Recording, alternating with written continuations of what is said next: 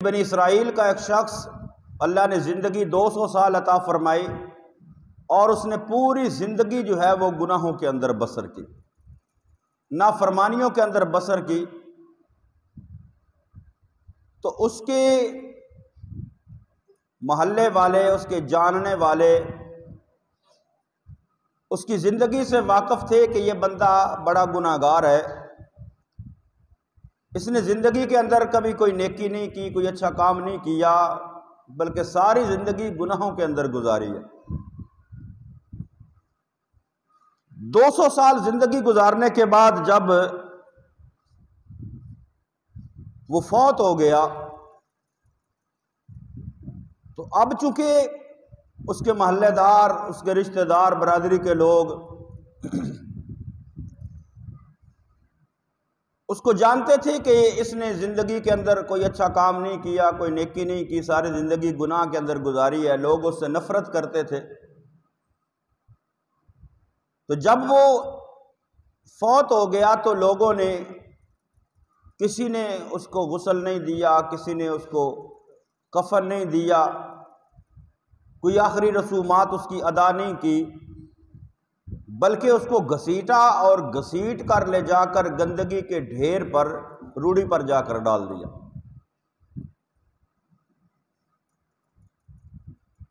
اتنی لوگوں کے درمیان، لوگوں کے دلوں کے اندر اس کی نفرت تھی اس کے گناہوں کی وجہ سے کہ لوگوں نے اٹھا کر اس کو، فوت ہو گیا، مر گیا، اس کو غسل نہیں دیا، کفن نہیں دیا، اس کو دفن نہیں کیا، بلکہ اٹھایا اور اٹھا کر گندگی کے ڈھیر کے اوپر جا کر ڈال دیا۔ تو اللہ رب العالمین احکم الحاکمین نے اپنے پاک پیغمبر حضرت موسیٰ علی نبینا علیہ السلام کی طرف وحی کی اور فرمایا کہ اے موسیٰ، میرا ایک بندہ جو ہے وہ فلاں جگہ پر گندگی کے ڈھیر کے اوپر پڑا ہے، جاؤ اس کو اٹھاؤ، اس کو غسل دو، اس کو کفن دو، اس کا جنازہ پڑھو اور اس کو دفن کر دو۔ حضرت موسیٰ علیہ نبینا علیہ السلام نے لوگوں کو ساتھ لیا، جا کر اس شخص کو اس گندگی کے ڈھیر سے اٹھایا۔ اب لوگ تو اس کی حقیقت سے واقف تھے، لیکن اللہ کے پیغمبر کا حکم تھا، اس حکم کو مانتے ہوئے ساتھ ہو گئے، ساتھ جا کر اس کو اٹھایا، اٹھا کر غسل دیا، غسل دینے کے بعد کفن پہنایا، کفن پہنانے کے بعد حضرت موسیٰ علیہ نبینا علیہ السلام نے اس کی نماز جنازہ ادا کی اور اس کو دفن کر دیا۔ تو اب لوگوں نے سوال کیا، اے اللہ کے پیغمبر، یہ تو بڑا گناہگار تھا، بڑا سیاہکار تھا، بڑا بد کردار تھا، ساری زندگی گناہوں کے اندر گزاری ہے، نیکی کوئی کی نہیں، ہم نے تو اس وجہ سے اس کو گندگی کے ڈھیر پر پھینک دیا، لیکن اے اللہ کے پیغمبر، ہمیں اس بات کی سمجھ نہیں آئی کہ آپ نے اس کو اٹھایا ہے، غسل دیا ہے، کفن دیا ہے اور جنازہ پڑھا ہے اور اس کو دفن کر دیا ہے۔ تو حضرت موسیٰ علیہ نبینا علیہ السلام نے فرمایا کہ بھئی مجھے اللہ کی طرف سے حکم آیا، اللہ کی طرف سے وحی آئی کہ میرا بندہ ہے، اس کو اٹھاؤ، اس کو غسل کفن دو، جنازہ پڑھو، دفن کرو۔ میں نے تو اللہ کے حکم پر عمل کیا۔ تو لوگوں نے سوال کیا کہ اللہ کے پیغمبر، اللہ رب العالمین احکم الحاکمین سے پوچھئے کہ کس وجہ سے اس پر اتنا کرم ہوا ہے؟ حالانکہ گناہگار تھا، زندگی گناہوں کے اندر گزاری ہے، ہم میں سے کوئی بھی اس کی اچھائی اور نیکی کا گواہ نہیں ہے۔ تو حضرت موسیٰ علیہ نبینا علیہ السلام نے اللہ رب العالمین احکم الحاکمین کی بارگاہ کے اندر سوال کیا، اے رب العالمین، اے پروردگار، اے احکم الحاکمین، اے مالک کائنات، میری امت سوال کرتی ہے، پوچھتی ہے کہ اس بندے پر اتنی مہربانی کیوں؟ تو اللہ رب العالمین احکم الحاکمین کی طرف سے جو جواب ملا، دل کے کانوں سے سنیں، اپنے دل میں جگہ دیں۔ اللہ رب العالمین احکم الحاکمین نے حضرت موسیٰ علیہ نبینا علیہ السلام کو یہ جواب ارشاد فرمایا، انہ کان کلما نشر التوراۃ اللہ نے فرمایا میرے پیغمبر اے موسیٰ علیہ السلام، یہ شخص اگرچہ گناہگار تھا، اگرچہ سیاہکار تھا، بدکار تھا، بد کردار تھا، ساری زندگی گناہوں کے اندر گزاری، لیکن یہ جب بھی تورات کو کھولتا تھا، جب بھی تورات کو کھولتا تھا، وَنَظَرَ إِلَىٰ اسْمِ مُحَمَّدٍ صلی اللہ تعالی علیہ وسلم، اور اس کو میرے محبوب پیغمبر جناب محمد مصطفیٰ صلی اللہ تعالی علیہ وآلہ وسلم کا اسم گرامی نظر آتا.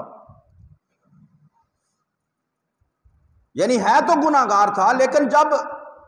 تورات کو کھولتا اور تورات کے اندر میرے پیغمبر اکرم صلی اللہ تعالی علیہ وآلہ وسلم کا نام اس کو نظر آتا، کیونکہ مصطفیٰ کریم صلی اللہ تعالی علیہ وآلہ وسلم کا ذکر، آپ کی آمد کے تذکرے، آپ کی عظمتیں اور آپ کی شانیں جو ہیں وہ اللہ رب العالمین احکم الحاکمین نے پہلی آسمانی کتابوں کے اندر بھی ان کا ذکر کیا. یجدونہ مکتوبا عندہم فی التوراۃ والانجیل، پہلی آسمانی کتابوں کے اندر بھی اللہ نے نبی مکرم صلی اللہ تعالی علیہ وآلہ وسلم کی عظمتوں اور شانوں کو بیان کیا. آپ کا نام مبارک ان کتابوں کے اندر بھی مرسوم تھا، لکھا ہوا تھا. تو اللہ رب العالمین حکم اللہ نے فرمایا میرے پیغمبر اے موسیٰ، یہ جب بھی تورات کھولتا، انہو کان کلما نشر التوراۃ ونظر الی اسم محمد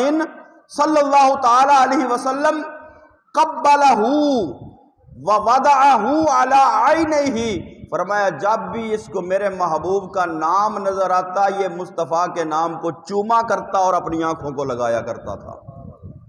قبلہ ووضعہ علی عینہ، فرمایا جب بھی نام مصطفیٰ کو دیکھتا، جب بھی نام محمد صلی اللہ تعالی علیہ وآلہ وسلم کو دیکھتا، اس کو میرے محبوب کے نام پر اتنا پیار آتا کہ یہ محبوب کے نام کو چوما کرتا، چوم کر آنکھوں سے لگایا کرتا، اور ساتھ کیا کرتا، وصلی علیہ، اور میرے محبوب کی ذات پر درود پڑھا کرتا تھا. اب یہ چاہے جتنا گناہگار تھا، لیکن میرے محبوب کریم صلی اللہ تعالی علیہ وآلہ وسلم کے نام مبارک کی تعظیم کیا کرتا تھا، میرے محبوب کے نام کو چوما کرتا تھا، میرے محبوب کے نام کو آنکھوں پر لگایا کرتا تھا، اور میرے محبوب کی ذات پر درود پڑھا کرتا تھا. تو میں رب کیسے گوارا کرتا ہوں، اگرچہ گناہگار ہے لیکن میرے محبوب کی تعظیم کیا کرتا تھا، نام مصطفیٰ کی جو ہے وہ تعظیم کیا کرتا تھا، ادب کیا کرتا تھا، احترام کیا کرتا تھا، چوما کرتا تھا، چوم کر آنکھوں کو لگایا کرتا تھا، اور مصطفیٰ کی ذات پر درود پڑھا کرتا تھا. میں نے اس عمل کی وجہ سے اس کی بخشش فرما دی ہے، اور اس کا نکاح میں نے جنت کے اندر 70 حوروں کے ساتھ کر دیا ہے. تو ایک بنی اسرائیل کا شخص جب نام مصطفیٰ کی اتنی تعظیم کرتا ہے، نام مصطفیٰ کو چوما کرتا ہے، آج تو جو ہے وہ ہمیں نبی کریم صلی اللہ تعالی علیہ وآلہ وسلم کا نام مبارک اگر ہم چوم لیں، آنکھوں سے لگا لیں، تو ہم پر جو ہے وہ شرک کے فتوے لگ جاتے ہیں. لیکن حدیث کے الفاظ کیا ہیں کہ وہ بنی اسرائیل کا شخص تھا. قبلہ ووضعہ علی عینہ وصلی علیہ، فرمایا وہ چوما بھی کرتا تھا، آنکھوں کو لگایا بھی کرتا تھا، اور درود بھی پڑھا کرتا تھا. اللہ نے اس پر اتنا کرم کر دیا ہے. تو جب مصطفیٰ کریم صلی اللہ تعالی علیہ وآلہ وسلم کا امتی، اس نے کیا کیا، وہ بنی اسرائیل کا شخص جب نام مصطفیٰ کو دیکھتا، چومتا، آنکھوں کو لگاتا، درود پاک پڑھتا، لیکن جو مصطفیٰ کریم صلی اللہ علیہ وسلم کا امتی ہو، غلام ہو، مصطفیٰ کریم کے ساتھ محبت کرتا ہو، محبت کے اندر آ کر نام مصطفیٰ صلی اللہ علیہ وسلم کو چومتا ہو، آنکھوں کو لگاتا ہو، درود پڑھتا ہو، تو جب بنی اسرائیل کے شخص پر اتنا کرم ہو سکتا ہے تو محبوب کے غلام پر کتنا کرم ہوتا ہوگا، محبوب کے غلام پر کتنا کرم ہوگا.